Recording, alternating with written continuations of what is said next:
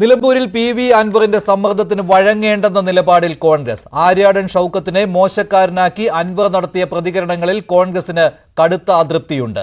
ഘടകകക്ഷിയാക്കാൻ നേരത്തെ ഏകദേശ ധാരണയായിരുന്നുവെങ്കിലും അതുപോലും ഇനി പറ്റില്ലെന്ന നിലപാടിലാണ് കോൺഗ്രസ്. അടുത്ത തെരഞ്ഞെടുപ്പിൽ സീറ്റ് ഉറപ്പിക്കാനുള്ള സമ്മർദ്ദ തന്ത്രമാണ് പി.വി. അൻവർ നടത്തുന്നതെന്നാണ് നേതാക്കളുടെ വിലയിരുത്തൽ.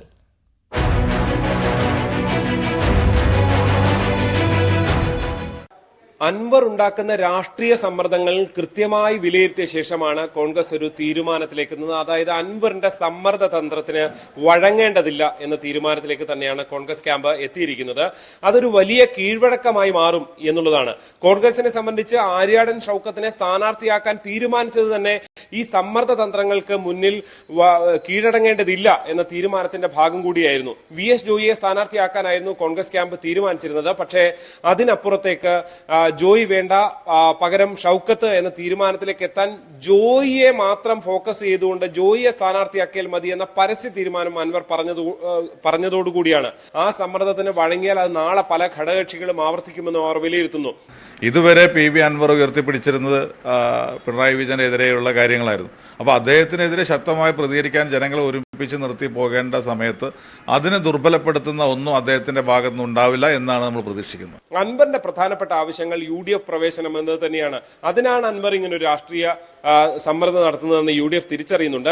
മാത്രവുമല്ല, അൻവർ കൃത്യമായി ആവശ്യപ്പെടുന്നത് സീറ്റുകളുടെ കാര്യമാണ്. 3 സീറ്റെങ്കിലും തന്റെ പാർട്ടിക്ക് വേണം എന്ന ആവശ്യം മുന്നോട്ട് വെക്കുന്നു. കുറഞ്ഞത് 2 കിട്ടുമെന്നും അവർ പറയുകയാണ്. പക്ഷേ അൻവർ ആവശ്യപ്പെടുകയാണ്. പക്ഷേ അതിന് വഴങ്ങില്ല. അൻവറിന്റെ UDF പ്രവേശനവും ഉടൻ വേണ്ട എന്ന തീരുമാനത്തിലേക്ക് തന്നെ കോൺഗ്രസ് നേതൃത്വം എത്തുന്നു എന്നാണ് നമുക്ക് മനസ്സിലാക്കാൻ സാധിക്കുന്നത്. വിഷയാധിഷ്ഠിത സഹകരണം അൻവറിൽ നിന്ന് ഞാൻ പ്രതീക്ഷിക്കുകയാണ്. അതായത് ഒരു കാര്യം ഉറപ്പാണ്, അൻവറിനെ UDFിലേക്ക് എടുക്കാൻ ഇപ്പോൾ എന്തായാലും കോൺഗ്രസ് ആലോചിക്കുന്നില്ല. അൻവറിന്റെ സമ്മർദ്ദത്തെ അതിജീവിച്ചുകൊണ്ട് അൻവറിനെ സ്ഥാനാർത്ഥിയായി പ്രഖ്യാപിച്ചില്ല, UDFുമായി സഹകരിച്ച് നിൽക്കാനുള്ള തീരുമാനമാണെങ്കിൽ അതൊക്കെ. അതിനപ്പുറത്തേക്ക് ഇപ്പോൾ ഘടകകക്ഷിയായി എടുത്ത ഒരു തീരുമാനത്തിലൂടെ അൻവറിനെ മുന്നോട്ട് കൊണ്ടുപോകാൻ എന്തായാലും കോൺഗ്രസ് ക്യാമ്പ് ആലോചിക്കുന്നില്ല. കോൺഗ്രസ് അൻവറിന്റെ സമ്മർദ്ദത്തിന് കീഴ്പ്പെടില്ല എന്ന ഉറച്ച തീരുമാനത്തിൽ തന്നെയാണുള്ളത്. പി.വി. അൻവറിന്റെ സമ്മർദ്ദം കോൺഗ്രസ് തിരിച്ചറിഞ്ഞിരിക്കുകയാണ്. ലീഗിനെ ഇടപെടുത്തി മുന്നണി പ്രവേശനവും സീറ്റുകളും ഉറപ്പിക്കാനാണ് ഇപ്പോൾ പി.വി. അൻവറിന്റെ അടുത്ത നീക്കം. ഇന്ന് P.K. കുഞ്ഞാലിക്കുട്ടിയെ അൻവർ കണ്ടു. പക്ഷേ കാര്യമായ ഉറപ്പൊന്നും ലീഗിന്റെ ഭാഗത്ത് നിന്ന് കിട്ടിയിട്ടില്ല. കോൺഗ്രസ് നേതൃത്വത്തിന്റെ ശക്തമായ നിലപാടാണ് ലീഗിനെ പിന്നോട്ട് വലിക്കുന്നത്.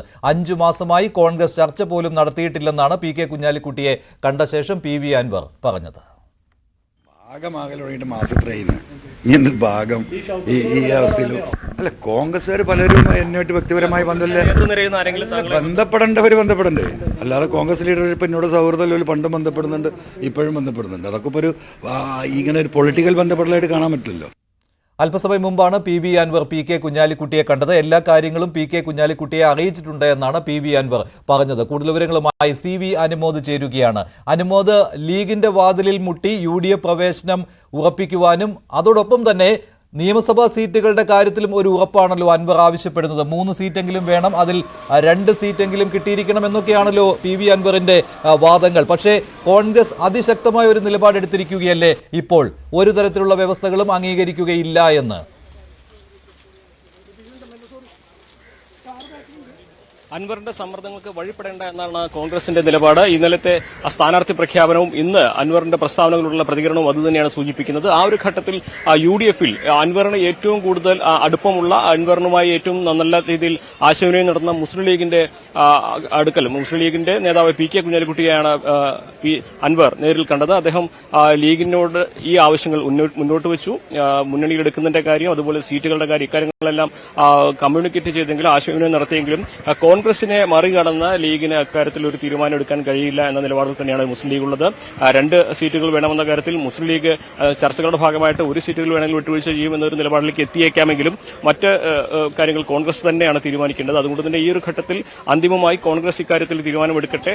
പക്ഷേ അൻവറിന്റെ കാര്യത്തിൽ അനുഭാവപൂർവമായ ഒരു സമീപനം ഈ ഒരു ഘട്ടത്തിൽ വേണമെന്ന കാര്യം മുസ്ലിം ലീഗ് ഒരുപക്ഷെ കോൺഗ്രസിനെ അറിയിച്ചേക്കും. കാരണം അത് നിലമ്പൂരിലെ തെരഞ്ഞെടുപ്പ് വിജയത്തിൽ അൻവറിന്റെ ഒരു സ്വാധീനം അത് നിർണായക നിർണായകമാകുമെന്നൊരു സാഹചര്യം കൊണ്ടാണ് അത്തരത്തിലൊരു നിലപാടിലേക്ക് എത്തുക. പക്ഷേ അത് കോൺഗ്രസിനെ സമ്മർദ്ദപ്പെടുത്തിയിട്ടേ ആകരുത്. ഈ സാഹചര്യങ്ങൾ മനസ്സിലാക്കി അൻവർ ഈ കാര്യങ്ങൾ കുറച്ചുകൂടി ഉൾക്കൊണ്ട് ചില വിട്ടുവീഴ്ചകൾ ചെയ്യണമെന്ന നിലപാടിൽ തന്നെയായിരിക്കും ലീഗും ഉണ്ടാവുക. എന്നാണെങ്കിലും ലീഗ് നേതാക്കളുമായിട്ട് അൻവർ തന്റെ ആവശ്യങ്ങൾ മുന്നോട്ട് വെച്ചു കഴിഞ്ഞിരിക്കുന്നു. ഇന്ന് UDFന്റെ നേതാക്കളെല്ലാം തന്നെ നിലമ്പൂരിൽ എത്തുന്നുണ്ട്. ഒരുപക്ഷെ ഈ വിഷയം അവർ ചർച്ച ചെയ്യാനുള്ള സാധ്യതയുണ്ട്. എന്നാൽ 2 ദിവസത്തിനകം തീരുമാനം അറിയിച്ചില്ലെങ്കിൽ നിലമ്പൂരിൽ മത്സരിക്കുമെന്ന തൃണമൂൽ കോൺഗ്രസിന്റെ ആ ഒരു വിലപേശൽ അതിനോട് ഒരു തരത്തിലും വഴങ്ങേണ്ടതില്ല എന്ന നിലപാടിൽ തന്നെയാണ് കോൺഗ്രസ് ഉള്ളത്. മാറുന്ന സാഹചര്യത്തിൽ ഒരുപക്ഷെ ഇന്ന് UDF നേതാക്കൾ ഇക്കാര്യത്തിൽ ചർച്ച ചെയ്ത് മറ്റെന്തെങ്കിലും തരത്തിലുള്ള അനുനയത്തിന് സാധ്യതയുണ്ടോ എന്നാണ് പരിശോധിക്കേണ്ടത്. CV അനുമോദാണ് വിവരങ്ങൾ നൽകിയത്. UDFിൽ പ്രവേശിക്കുക മാത്രമല്ല അടുത്ത നിയമസഭാ തെരഞ്ഞെടുപ്പിൽ 2 സീറ്റെങ്കിലും കിട്ടണം എന്ന നിലപാട് കൂടിയാണ് PV അൻവറിന് ഉള്ളത്. തിരുവമ്പാടി സീറ്റ് അൻവറിന് മത്സരിക്കാൻ വേണ്ടി വിട്ടുകൊടുക്കാം എന്ന രീതിയിലുള്ള ധാരണ ഉണ്ടായിരുന്നു.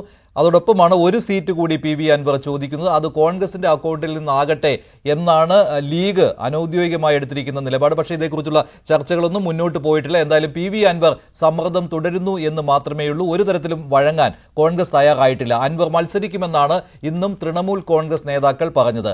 30-ാം തീയതി സംസ്ഥാന കമ്മിറ്റി ചേർന്ന് തീരുമാനമെടുക്കുമെന്നാണ് തൃണമൂൽ കോൺഗ്രസ് പറയുന്നത്. 2 ദിവസം സമയം ഞങ്ങൾ ഉയർത്തിക്കൊണ്ടുവന്ന് അല്ലെങ്കിൽ ഞങ്ങൾ ആവശ്യപ്പെട്ടിട്ടുള്ള UDF നേതൃത്വത്തിനോട് ആവശ്യപ്പെട്ടിട്ടുള്ള കാര്യത്തിൽ തീരുമാനമെടുക്കുന്നതിന് 2 ദിവസത്തെ സമയം ഞങ്ങൾ UDF നേതൃത്വത്തിന് നൽകുകയാണ്. ആ 2 ദിവസം കഴിഞ്ഞാൽ നിലമ്പൂരിൽ ശ്രീ PV അൻവർ മത്സരരംഗത്തുണ്ടാവും എന്നുള്ളതാണ് ഇന്നത്തെ നിയോജക മണ്ഡലം കമ്മിറ്റിയുടെ തീരുമാനം എടുത്തിട്ടുള്ളത്. സ്ഥാനാർത്ഥിയെ പ്രഖ്യാപിച്ച് UDF പ്രചാരണം തുടങ്ങിയെങ്കിലും ഇടതു മുന്നണിയിൽ സ്ഥാനാർത്ഥി നിർണയ ചർച്ചകൾ തുടരുന്നതേയുള്ളൂ. നിലമ്പൂർ സ്വദേശി കൂടിയായ CPM സംസ്ഥാന സെക്രട്ടേറിയറ്റ് അംഗം M. സ്വരാജ്, ജില്ലാ പഞ്ചായത്ത് വഴിക്കടവ് ഡിവിഷൻ അംഗം ഷെറോണ റോയ് എന്നിവരുടെ പേരുകൾക്കാണ് ഇപ്പോൾ ആദ്യ പരിഗണന കിട്ടുന്നത്. പൊതു സ്വതന്ത്രനെ പരീക്ഷിക്കാനുള്ള സാധ്യതയും പൂർണ്ണമായി തള്ളിക്കളഞ്ഞിട്ടില്ല. സംസ്ഥാന സെക്രട്ടറി MV ഗോവിന്ദൻ പങ്കെടുക്കുന്ന മണ്ഡലം കമ്മിറ്റി ഇന്ന് 3 മണിക്ക് ചേരുന്നുണ്ട്. കൂടുതൽ വിവരങ്ങളുമായി MS അനീഷ് കുമാർ ചേരുകയാണ്.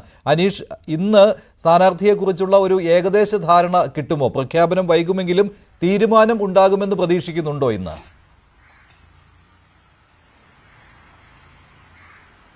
മഞ്ജുഷ, അങ്ങനെ ഒരു തീരുമാനത്തിലേക്ക് പാർട്ടി എത്തുമെന്ന് തന്നെയാണ് നമുക്ക് കരുതാൻ കഴിയുന്നത്. കാരണം തെരഞ്ഞെടുപ്പിന് ഇനി ചുരുങ്ങിയ ദിവസങ്ങൾ മാത്രമാണ്. UDF സ്ഥാനാർത്ഥിയെ പ്രഖ്യാപിച്ചു കഴിഞ്ഞു.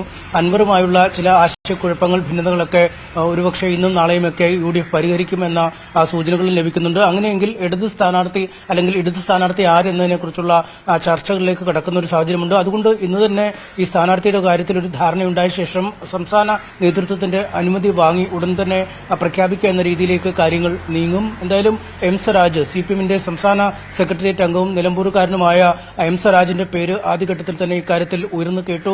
പാർട്ടിക്ക് താൽപര്യമുണ്ടായെങ്കിൽ പോലും താൻ ഈ മണ്ഡലത്തിലെ ഏകോപന ചുമതലകൾ നിർവഹിച്ച് മുന്നോട്ട് പോകാം എന്നൊരു നിലപാടിലേക്കാണ് M. സ്വരാജ് എത്തിയിരിക്കുന്നതെന്ന് മനസ്സിലാക്കുന്നു. അങ്ങനെയെങ്കിൽ DYFI നേതാവായ ഷബീർ അലിയുടെ പേരും കേൾക്കുന്നുണ്ട്. പക്ഷേ ഷെറോണ റോയ് എന്ന UDFന്റെ വഴിക്കടവ് ഡിവിഷൻ പിടിച്ചെടുത്ത ജില്ലാ പഞ്ചായത്ത് അംഗത്തിന്റെ പേരിനും വലിയ സാധ്യതകൾ കൽപ്പിക്കപ്പെടുന്നു. ഒരുപക്ഷെ അവരിലേക്ക് ഈ പേരുകൾ എത്താനുള്ള ഈ സ്ഥാനാർത്ഥിയുടെ പേരെത്താനുള്ള ഒരു സാധ്യതയും തള്ളിക്കളയാൻ കഴിയില്ല. ഒരുപക്ഷെ മറുവശത്ത് മറ്റു ചില കണക്കൂട്ടൽ പലപ്പോഴും CPM നടത്താറുണ്ട്. ഈ പൊതു സ്വതന്ത്രരായ ആളുകളെ നിയോഗിച്ച് മണ്ഡലം നിലനിർത്തുക എന്നതടക്കമുള്ള പല തന്ത്രങ്ങളും ആവിഷ്കരിക്കാനുണ്ട്. അതുകൊണ്ട് അപ്രതീക്ഷിതമായ ചില പേരുകൾ കൂടി ഒരുപക്ഷെ ഇന്നത്തെ ഈ യോഗത്തിൽ ഉയർന്നു വന്നേക്കാം. U. ഷറഫ് അലി പോലെ പൊതുസമ്മതരായ മറ്റു ചില പാർട്ടിയോട് ഒരുപാട് അടുത്ത് നിൽക്കുന്ന ആളുകളുടെ പേരുകളുമൊക്കെ ഉയർന്നു വന്നെങ്കിൽ പോലും ഒരു ക്രൈസ്തവ വിഭാഗത്തിൽപ്പെട്ട ആളുകൾക്കായാണ് CPM കാത്തിരിക്കുന്നത് എന്ന രീതിയിൽ തന്നെയാണ് കാര്യങ്ങൾ മുന്നോട്ട് വരുന്നത്. എന്തായാലും ഇതടക്കമുള്ള പല പേരുകളും ഇന്നത്തെ യോഗത്തിൽ ഉയർന്നു വരികയും ഇന്ന് തന്നെ ഇക്കാര്യത്തിൽ ഒരു തീരുമാനത്തിലേക്ക്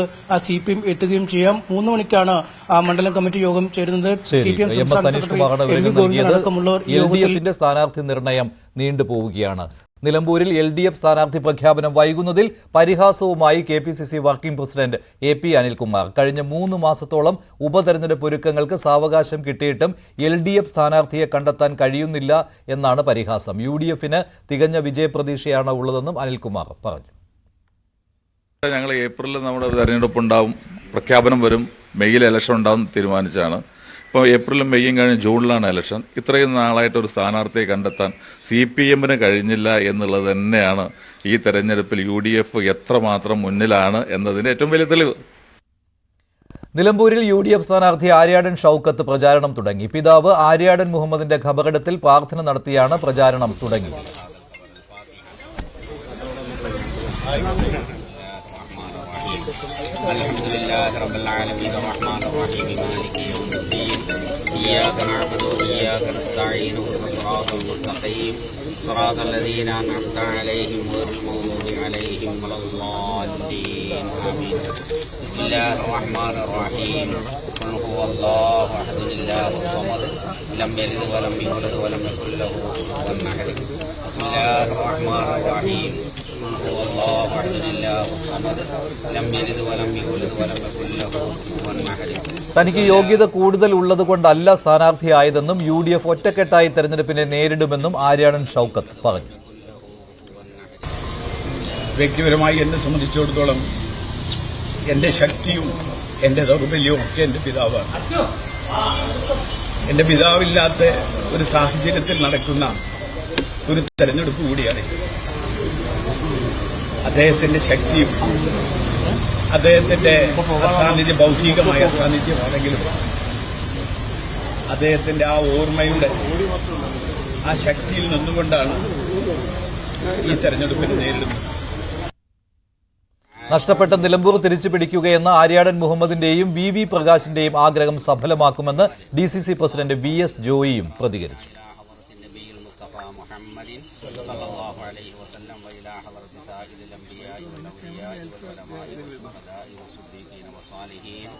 وإلى حضرة من ماتوا من آبائنا وأمهاتنا وأساتذتنا خصوصا إلى حضرة من دفن في هذا القبر اسمه كنياكا وإلى حضرة